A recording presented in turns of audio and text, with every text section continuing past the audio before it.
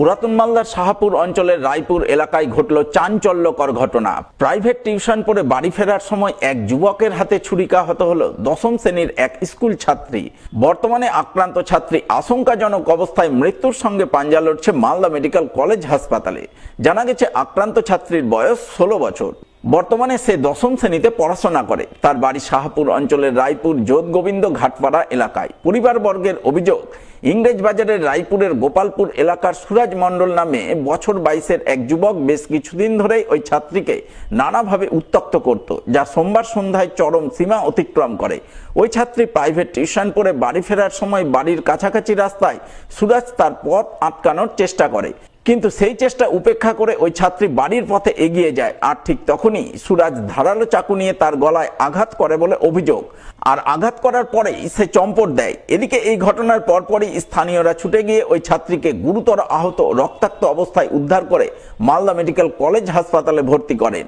পরে পরিবারবর্গ গোটা ঘটনা জানিয়ে মালদা থানায় লিখিত অভিযোগ দায়ের করেন এবং পলাতক অভিযুক্ত যুবকের কঠোর শাস্তির দাবি জানান। প্রাইভেট থেকে 6টা নাগাদ পড়ে আসছিল, মাঝে মধ্যে ছেলেটা বিরক্ত করে, রাস্তাতে টোনটিং কাটে।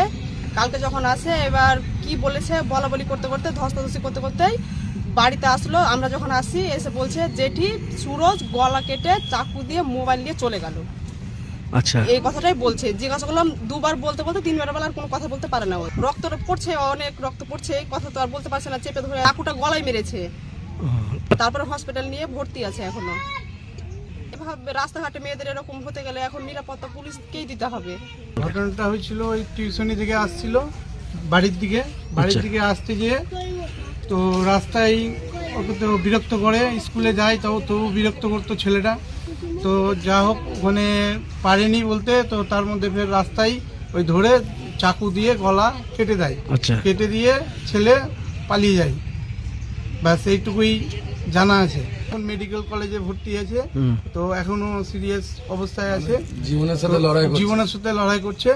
তো এর অতি কঠিন মানে শাস্তি চাই।